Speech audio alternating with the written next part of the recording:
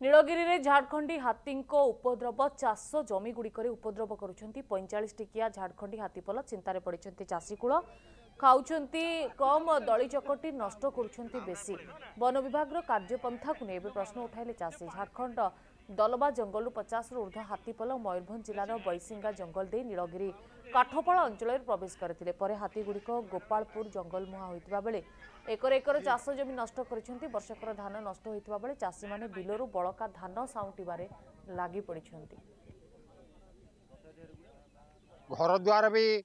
भांगुचंती जंगल पाखर आमर घर बहुत आदिवासी लोक अच्छी ताले ये धर जमी जे माने चाष